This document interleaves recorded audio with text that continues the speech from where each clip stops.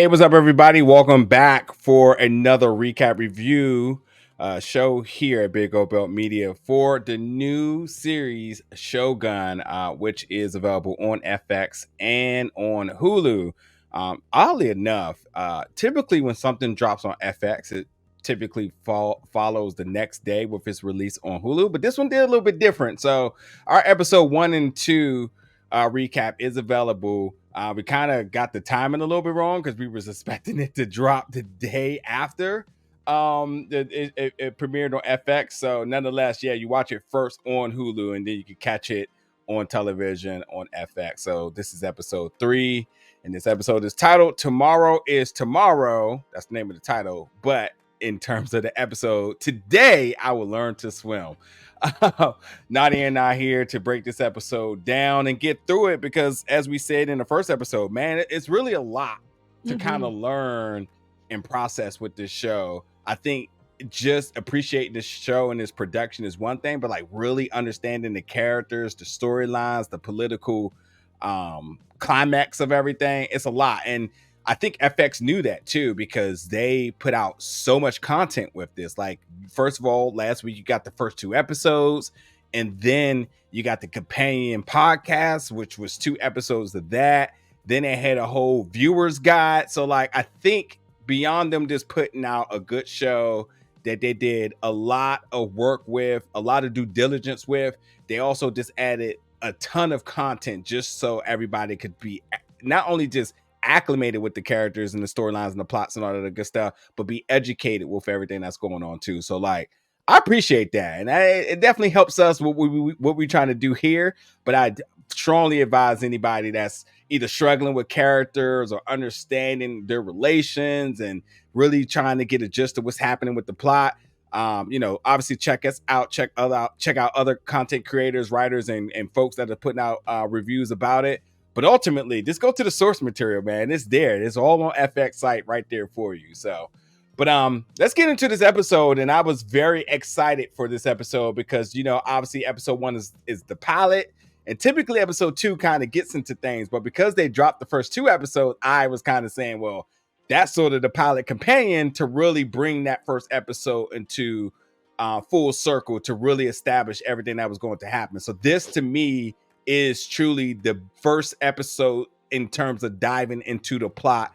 Now, as the viewers, we know the characters, we know the dynamics, we know the conflict. So now we can just get into it and see how this season is going to play out. So I enjoyed this episode and a lot happened. We're clearly going to talk about all of it. But just for you, stepping into this 3rd episode now having a week to let those first 2 episodes, which was total at about 2 hours and some change of watch time. Now that that's been able to process here, what was your excitement getting into this episode and your quick review and assessment of this episode? So diving metaphorically and physically.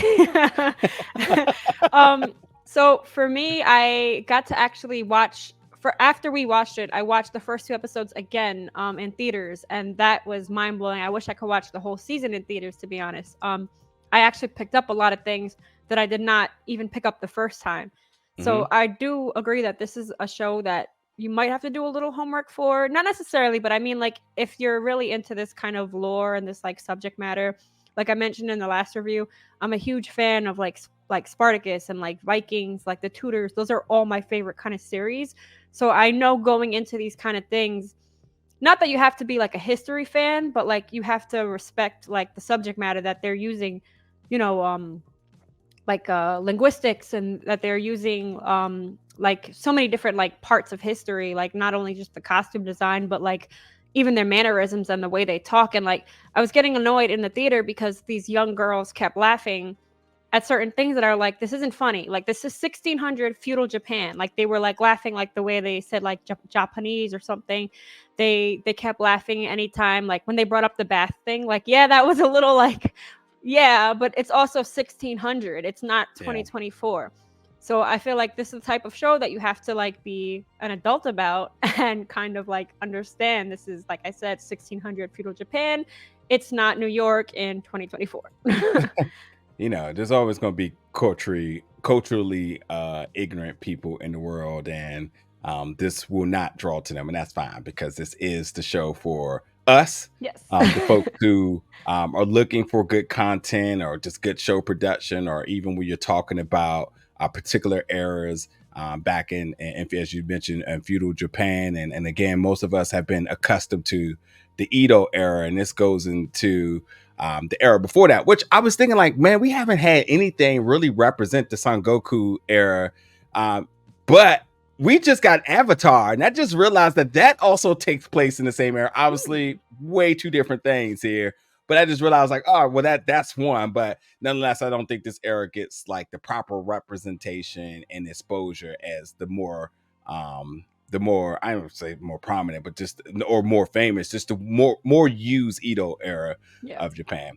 Anyway, let's get into it. And again, I want to be very mindful that I'm working through some of the name pronunciation. So, work with me, be kind to me, be kind to Nadia. We'll get through all of it. Hopefully you do know, even by, any butchered attempts at names, that you know what characters we are talking about here. But yeah, starting off with Toranaga, which is an easy one because you hear his name all the time because he is our main character. But we see him questioning the loyalty of Karashaki, which also another thing I'm starting to realize too is really starting to distinguish when somebody's being called by their first name or their last name here. You kind of see it flip-flop a little bit. So, I don't know if that's ever going to come into the light in terms of what's like the proper way to announce somebody and whatnot. But Karashaki, Yubashagi, I believe is the last name, how you pronounce it. Nonetheless, he's being questioned about his loyalty and his knowledge about the assassins. This is very, very critical for what happens later on in this episode, because first things first is Toranaga is a mastermind in terms of playing it cool, sort of getting people where he wants them, almost under his thumb. I mean, I'm not gonna say the master of manipulation, but my man is like the master interrogator. Like, he knows how to get answers out of folks, and kind of lure them into backing them against the wall for situations that they may not be expected. Because this went from like Toranaga basically saying like, I know you got something to do with those assassins after me. What are you willing to pay for that? And this was a loyalty swap, which is what he needs, which, this whole entire episode is that he is trying to get people on his side with things. So this went from like, hey, what did you know about those assassins trying to kill me? I know you had something to do with it, so I'm going to have your head for this. And then he says, so what are you willing to do if you're willing to keep that head, by the way? And this is where we start to really see the plan come into place. There's not conversations about the plan, but then we know that this is initially where the plan is being used for later. All for Toranaga to come back and say, yeah, actually, they wasn't actually coming to kill me. They were coming after Blackthorne. So I just bust out laughing because I was like, he's so smooth with it. But he was able to get what he needed to get, and that was to get loyalty in a way that I didn't think loyalty works that way. When you find somebody that could be a little shiesty, a little shady, you would think they will always have that potential in them. And there were signs towards later this episode that it seems like maybe he feels when he gets his thumb over somebody, maybe he knows that he can always have that relationship. I think you can even say the same about Blackthorne as well too. I mean, he kind of left my man out to dry a few times, but there doesn't seem to be an issue in their friendship or their alliance, if you want to call it. They seem to be kind of buddy in a way. They got to go for a swim together, a little race. But with that being said, let's get into the first thing I wanted to mention was the new title screen. I don't think this title screen was on the first two episodes, but now we really start to see where those sand drawings, sort of the map that like Blackthorne was kind of depicting about how the world was divided. But we also see like this is like a measure of just understanding geographically where everything's at, and a little bit of foreshadowing with the animation there. But the title screen definitely has a little bit more clues than just a normal title screen in the previous episode. So seeing what Blackthorne was kind of drawn in the sand and now how they're using that, I think it was just a little bit of like a things to come. It's like Game of Thrones per se. When you start to see certain animations and now you're starting to see certain cities, you start to think like, oh, maybe we'll go there. maybe we'll explore there and kind of see, the significance of it being shown in the title screen. So little bit of a change there, but it was like I'm one of those, okay, I get what this means now. But the next really big thing is Toranaga now. He's not letting the black ship leave. He's not giving clearance without him getting back the reports that he wants. But this definitely does not make the Portuguese folks happy, as they're like, hey, listen, we don't care. We're leaving anyway. This goes back to your character. I ain't gonna say one of your favorite characters. Maybe he's one of your favorite characters, but the shady priest, who didn't come off so shady this episode, kind of see by the book. What did you think about the Portuguese and at this moment of them saying we're not going to wait for Toranaga's clearance? And yes, there's a measure of trade that's involved here. It's just like, if we don't get clearance, we're not going to be invited back. But you kind of have to think, what is back here in Osaka? Osaka is definitely not the place to be. It is very dangerous. We saw pirates at sea, assassins on land. I don't know if Osaka's a place I want to hang out at, but the Portuguese, there to make money, there to make trades and so on. But they're trying to leave and they're not looking for anybody to give them a way out. But what was your thoughts about sort of their establishment and also just their position and everything right now? This episode, a lot happened. Kind of think I want to watch it a couple times. So the plan was like to send John the Anjin to the village, and Toranaga ended up being hidden amongst them. So this was like a whole conflict, I guess, because he was trying to avoid like his impeachment. So basically back home, everybody's going crazy. They're like, oh, he tricked us. He won't let the ships go. Basically, he's aware of the monopoly with the China trade, and he doesn't want to let the ships go. And then there's like a whole, there's like a whole part where he's basically talking to the Christians and trying to get like safely out of Osaka. And the Christians captain general is like arguing with him. We actually see the Spaniard again, and Toranaga's requesting an escort across the harbor. And I don't even know if he was serious about this, but he promised them, he was like, I'm going to allow the church to be built. He's like, I need help bringing the other Christian leaders to his side. And the captain's like, you have to leave the heretic behind, which is John Blackthorne. And Toranaga actually has his book, and he gives him back the book and says like he's forced to leave the guns behind and leave Blackthorne behind. So much like happened in a matter of like minutes. And it was a little intense, but I feel like Toranaga, like we mentioned before, like he's always thinking ahead, so he probably already has some type of plan, and Blackthorne ends up leaving with them anyway. Yeah. So I think he puts more trust in Blackthorne, surprisingly, than anyone.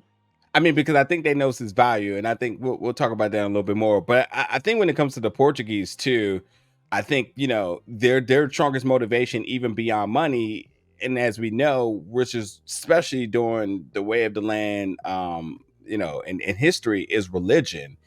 And they're, even with, as you mentioned, the agreement to let them be able to build a church in Edo is something that they say, whether he means that or not, we're still going to do it. We're going to make sure he honors it. So like, there's definitely a level of portrayal that's still really sitting there, even with an agreement. I think what's established here as the Portuguese, the Christians, I think it's very interesting that like they have no sort of alliance with anybody. They're willing to play ball with anybody who either has the money or anybody who's going to further their expansion with religion. And as we know from what John had said, which, they said like, hey, you really can't trust him. He's not really who you think he is. But you can also take a look at them and say, well, also, too, we also very much know that your whole plan here is religion expansion. And if you are not going to allow us to build, then we're going to get rid of the folks who's preventing that. So you still got to keep in mind that there's still a huge threat that they're just kind of sitting by the wayside, in a way of wanting to play a game because there's some money that could potentially be involved, but also saying like, well, if it doesn't go our way, then we're going to use it. We're going to go about it in brute force. And that's, I think, is a big element that may be still developing for later episodes in this season. But to kind of go back to the top of the episode here, we did get Blackthorne being cleaned up.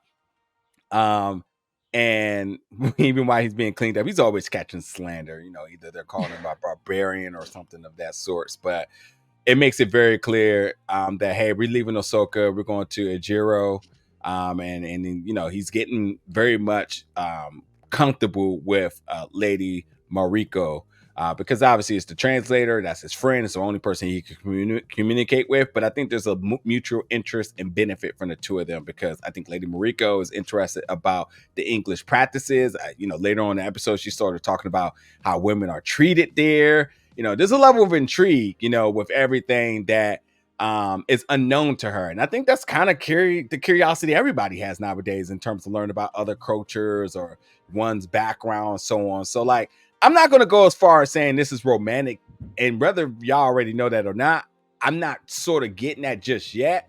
I think there's just a level of interest and intrigue about, both of their two's position in their respective, nations or families, and then learning about that. And that's just always a way for folks and a driving factor for folks to want to communicate. So we'll just kind of see how that plays out, but a little bit more about that later on in this episode here.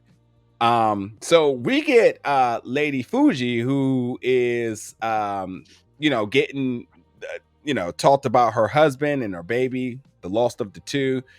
She's clearly hurting, but it looks like she is ramping up to be a samurai, because it's kind of like, hey, this is kind of his legacy. I think it's time for you. They talked about the history of the samurai swords. Looks like we may be seeing some action coming from her later, but this isn't far-fetched. Let's not forget that one episode ago, we had a lady assassin come through and try to clean up everybody before she ran into Mr. Smooth himself, who just got her out of there with a few little bumps, She was like the nanny or the cleaner or something. Just out of nowhere. Man, Osaka is not a place I want to hang out, man. So with that being said, what we got next? So Blackthorne wants to talk to Toranaga before he leaves, but that's not possible. The reason it's not possible here was unknown for a second. But this is because the plan is coming to play, and Toranaga is trying to, by all means, keep it as concealed as possible, because with Lord Ashido being aware that Blackthorne is going to leave now, because everyone wants to know, why is he being protected? He was ordered an execution. It didn't go down. Basically, with Toranaga being in everybody's radar for the impeachment, and then you got Blackthorne, who was supposed to be executed. There's just a lot of attention there in terms of whatever they do and wherever they go. But the less people know, the better, because the moment they move or ordered to move or anything, everybody is aware. So it was interesting how that kind of played out, where Lady Mariko was like, yeah, that's not possible, whether she knew or not, or whether it was just ways, the custom ways of how things are done. It was probably of their best interest there. But we do find out, which was the element of the first two episodes, is Lady Kiri no Kata, who was essentially being well, no, she's not pregnant. The other girl is. But she's the one that they thought was a hostage. Oh, yeah. And they said, well, she's not a hostage. So they wanted to come and find out themselves. Is she a hostage or not? We want her returned.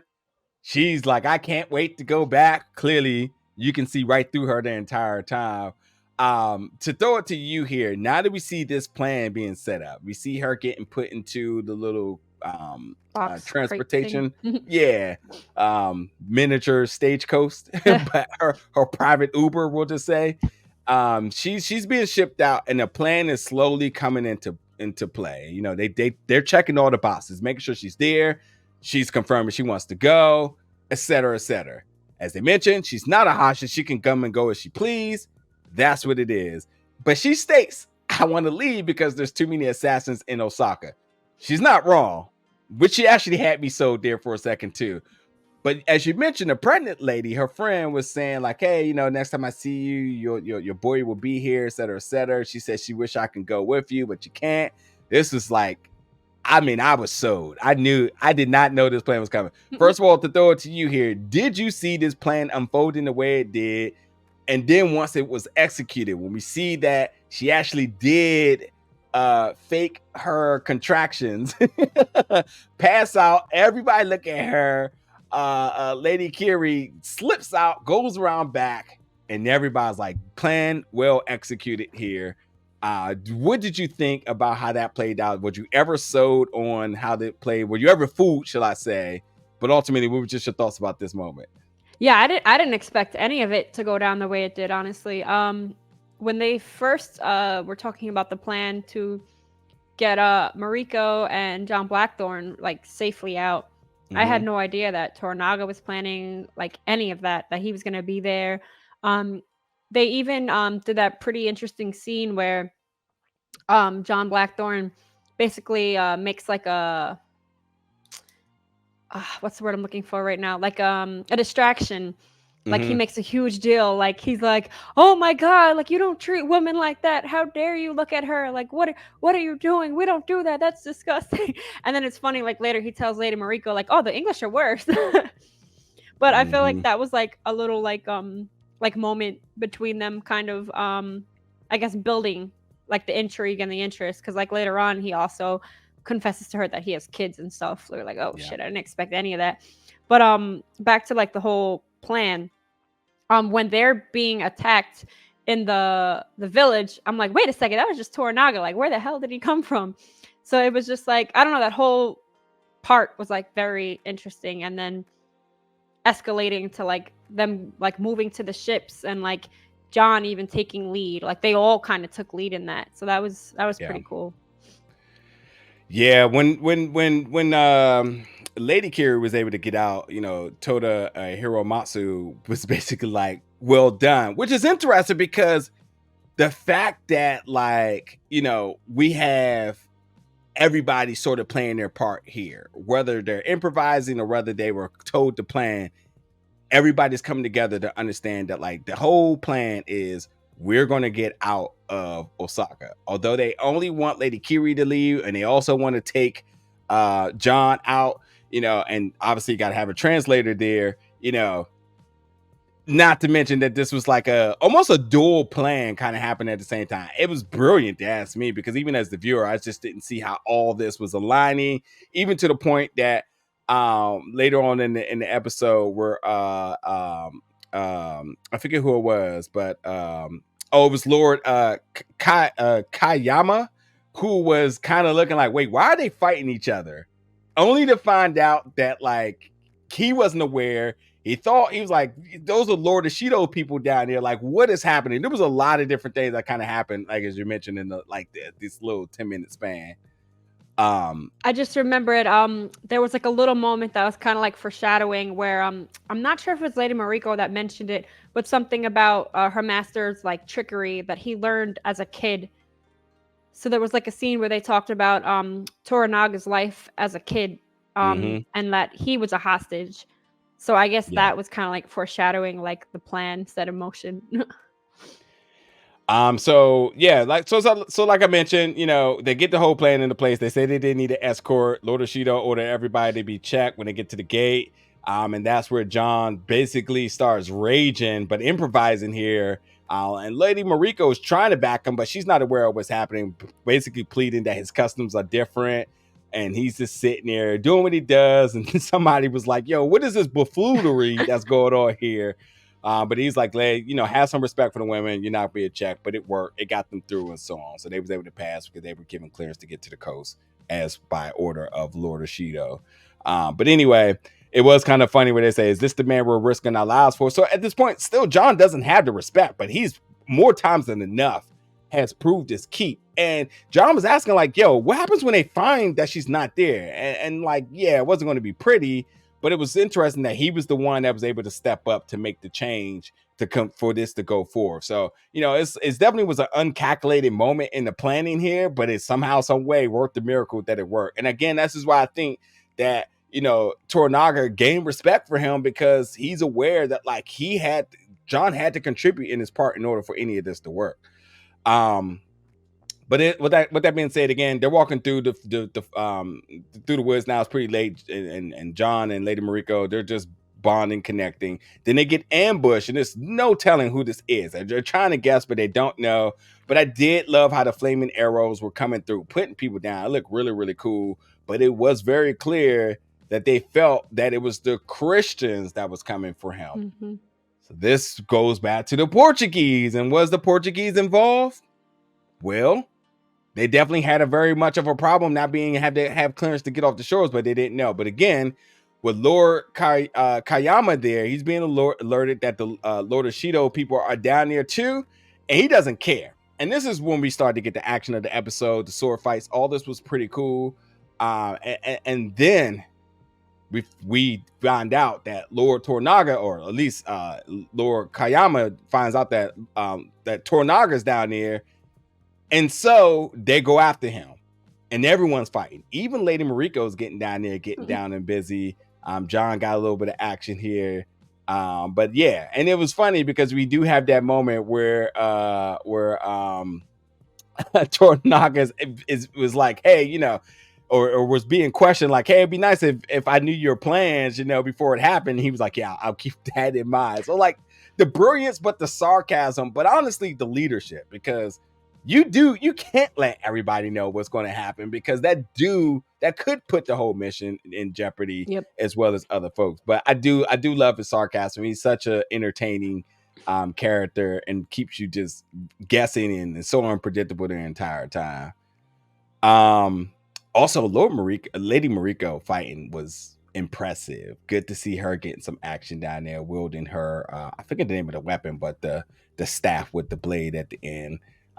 I could get down with her getting some more action later on. And I don't know how much we have to put this, but Anna has been having just a fantastic 12 months of projects. And now seeing her get some hand-to-hand combat getting on with this is just, yeah, I'm at awe over her. She's killing it. So what do we have next now? Oh, so once we get past that, Blackthorne gets to the shore, and he looks over, notices the Portuguese black ship, but also realizes that he knows these folks, and he says, this is Captain Sama. So he has a plan. And this is, again, him having work, because they have no clue how they're going to get on the boat and get through everything. But John steps up, makes the connection, gets things kind of going. But it you know, why it does seem promising, a little bit of a setback for John later on, but it's good for Toranaga, because this is what he needs. He needs to get up out of here. He needs a ship. He needs to be able to get through the pirates. They're not going to be able to stop that ship. Like I said, all those smaller ships, sure, but you're not getting rid of this big dog here. And I think that was, like, again, showing John is resourceful. And they mentioned this in the first 2 episodes, that like, he's from England. He probably has some connects. And if he doesn't have some connects, you know, and the things that were in question was like the weapons he have used, the battle strategy and tactic, his knowledge of war, which is all these things are coming into play. I mean, even learning diving is something that is very much something that can be utilized at any given point, you know. But as he mentioned later on the episode too, like, he can train for war, whether he really can or not. He still has the knowledge and sort of that visual of what it looks like. So being able to give them extra knowledge, skills, artillery, or whatever to kind of help in the war to come is beneficial. So getting rid of John seemed like a very easy thing for everybody else. But as they mentioned to Toranaga, you being able to use him could be a good benefit and could give you that winning edge for what may be to come. And John on the other end too gets the protection, gets the safety, makes that connection, learns as well too. So it's a mutual benefit. So like, they're not totally aligned just yet. Yeah, and even him like piloting and navigating the sea, like he knows. He's like, no, you can't. You gotta go this way. You gotta go this way. Haraku, hayaku. He knows what he's doing. Yep. So yeah, so we get the whole entire town after Toranaga, but he's already on one of the small boats headed to the black ship. And only to look back to see Buntoro, which he was coming. He was the last to make it. He's 1Ving the entire world over there. And it's a sad moment, man, because he gets there. You know, we get a moment of Toranaga just looking at him, and he, Bontoro bows, and When then they left Toto behind, her husband, yep, yeah, and then he yells out his name, and it's interesting because the fact that like this is a character that kind of comes off as a prick at time, but like I don't think there's no doubt of just who he is as a loyal person. He is a samurai. He's battle trained. Obviously he's the wife of Mariko. husband. Yeah, husband. Excuse me. And he's definitely jealous of her. Like you have to note that. Like there's very normal toxic masculinity traits with him. But so was everybody else kind of there at this time. He's anyway. like, son, man up. Why are you laughing? Yeah. So, it was a sad moment. They left him, and while John is trying to understand the culture, because he's like, turn back. There's time. I felt it too. I mean, if you got everybody just chilling up top, I'm like, go back and get my man. Y'all can make this happen. For you, leaving him a measure of honor and respect to one another. Mariko kind of having that sad, somber moment of herself. What did you think about this scene? Did you also think that could have possibly went back? And when you kind of really break this scene down, how do you think this affects Mariko? How do you think this affects John? Understanding the culture and understanding that they're willing to leave anybody, which, by the way, John learned it very, very quick. And then what do you think that means for Toranaga, who is trying to gain other folks' allegiance to him, but having to lose somebody who was loyal to him behind, and it just being nothing you can do for the greater good of things to come? Like, what did you kind of process with everything that happened here? I'm trying to, I guess, see if it's like maybe like a cultural thing, like kind of like a sacrificial, like for the greater cause kind of thing, like how we even saw in the beginning with it's slipping my mind right now, but the treacherous one, how even though when he tried to save the Spaniard, he was ready to just kill himself because he couldn't get back on the rocks. So that could have been like an honorable death because he did risk his self for the Spaniard. So I'm wondering if in this case, leaving Toto behind, it was kind of like for the greater cause, like if we stop, we may all get killed and it defeats the mission. It could have been like he's doing an honorable thing by staying and fighting and being left behind. But for Blackthorne, back to him being the one saying, let's go save the Spaniard in the first episode, I think for him, it's more of like, leave no man behind. Like he's always asking about his men. I think it's like, not to say one is wrong, one is right, but I think both sides see loyalty in a different way. Yeah. And if you kind of do a little bit of research between the story with Lady Mariko and him, like they weren't always on the same page, and they have it even listed that his main weakness is her, but she hasn't been so fond of him because of what he's kind of like drove that rift between her family.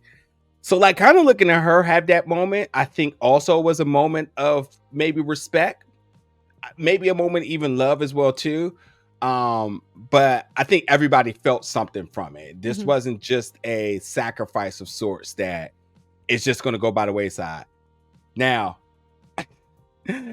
I'll be lying if I ain't think that he may pop up so later on in this because I think he would be. I think they would give him an honorable death, and I think they would show that. And if we don't see that, then I don't think it happened. But then also, we know this is really a story about loyalty. And he does have loyalty, but would they try to flip him? Would they try to turn him? Would they try to use him? Could there be benefit if I'm forgetting his name, Lord Kayama decides to keep him per se? So it'd be interesting to see if he pops up again. I would be all for it. But yeah, it was a crazy moment, man. I could, sorry, just to piggyback off that, I could kind of see maybe him shifting if they do keep him alive. That I could see this happening at some point. maybe his jealousy kind of, I don't know, overrides his feelings. And then the fact that we already know Mariko and Blackthorne are going to have some kind of relationship at some point, that maybe he True. catches wind of this and he's like, the barbarian and the whore. Like, That's true. That's a good point. That's a good point. Also, too, Lord Kayama also is aware that they have been betrayed by Yabushiki. So, obviously because he wanted to keep his head here. So he picked the side that was going to benefit that. and what he promised him a piece of land, right? That he would keep it. Yep. So now yeah, we get this moment now of the Portuguese and Blackthorne. They're already going to exchange shots. It's just what it is. Especially with Rodriguez. Yeah, they always going to trash talk. But we do get this moment between Captain General and Toranaga. They're making a deal. As he mentioned, he just wants to get out safety. They need the boat in order to be escorted. And obviously, this conversation was going to have tension because let's not forget that Toranaga was the one that didn't give them clearance. Now he's asking for them to come out. And I'm thinking to myself, like, you got to have like massive balls to be like, 1 minute, 1 minute I'm like calling the shots. The next minute I need you. You know what I mean? So it was interesting how this played out. But I mean, he definitely offers some big things. And like as I mentioned, giving him an opportunity to build a church in Edo is huge here. But ultimately, he also not only decided that he wanted to make sure they understood that they need to be escorted out, but he also was asking because he needed help.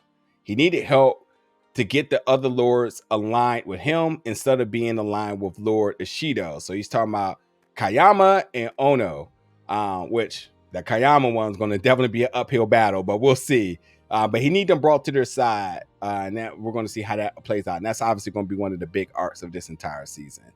But Captain General says cool, and as I mentioned earlier, that says like oh right, he also said too like get rid of the pirates, but also here's the book about Blackthorne, giving them a warning, a potential warning and foreshadowing in terms of who Blackthorne is. But we know that played out instantly in this episode.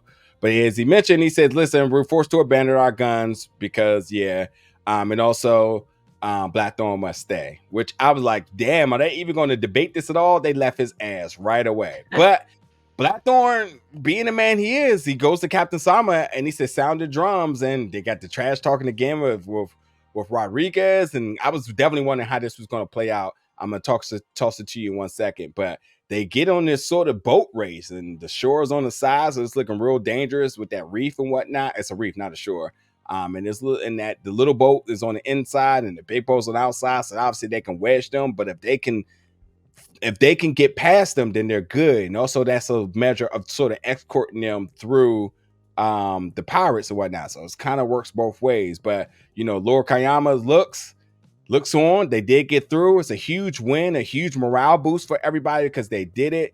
But Captain General was calling the shots, telling Rodriguez to cut them off, but he paid the debt there, and Rodriguez let him go. So while there was trash talking, there still was a level of like friendship between the two, and he was like, there you go, paid the debt.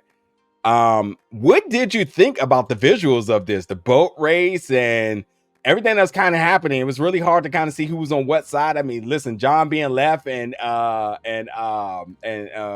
Toranaga kind of looking like, well, it's been nice knowing you, boss.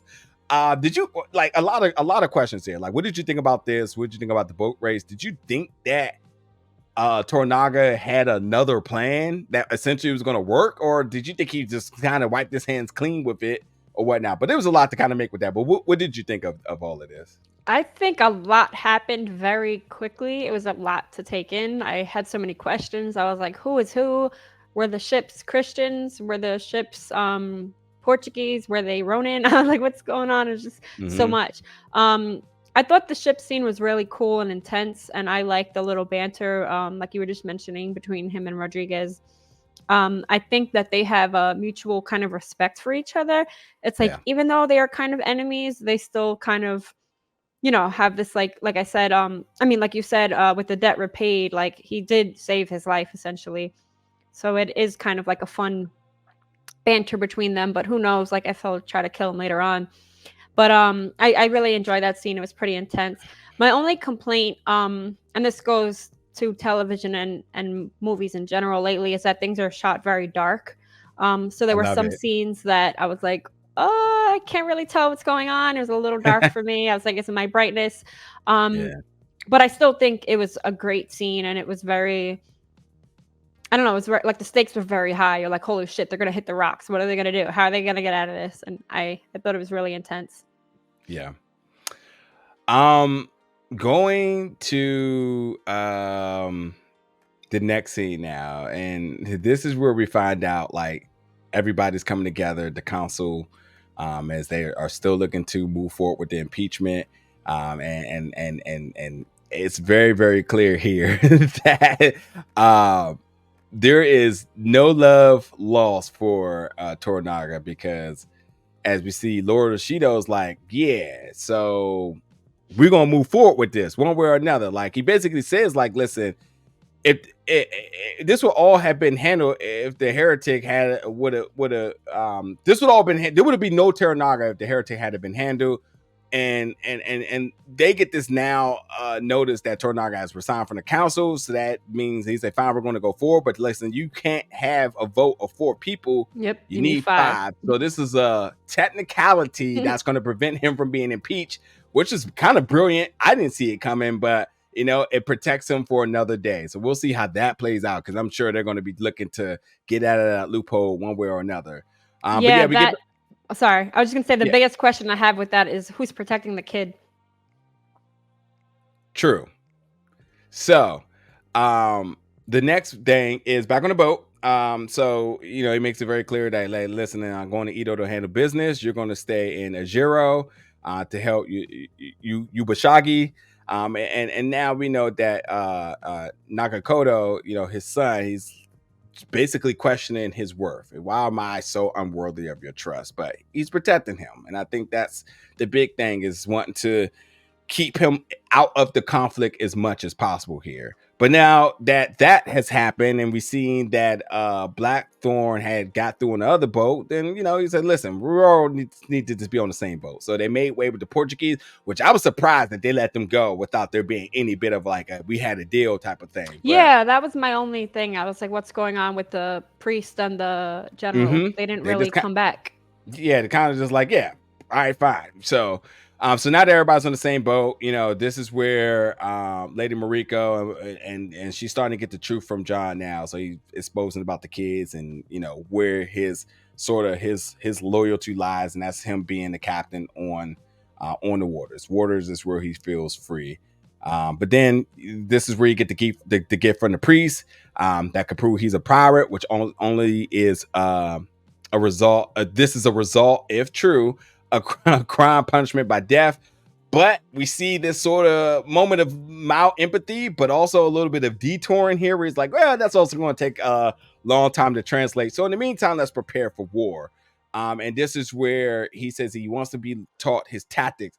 John instantly says, I'm a sailor, I can't do that. But then ultimately is like, but by the way, it'll be a great honor. So I think he's saving face, because I think he's trying to save his worth. Rightfully so, because if you are not of value, then you also get left back on that shore just like you were. But it's good, and we'll see how this plays out, because how much longer can he fake it here until this becomes exposed? But we'll see. We'll see. Again, he's seen some things, so he may have some level of expertise or knowledge. So we'll see how that kind of comes into place here. What happened when he asked? Yeah, he did say it's a great honor, but what happened when he asked for the return of his men and ship? It seems to be acknowledged. Yeah. Done deal, you know, don't see any hostility on that.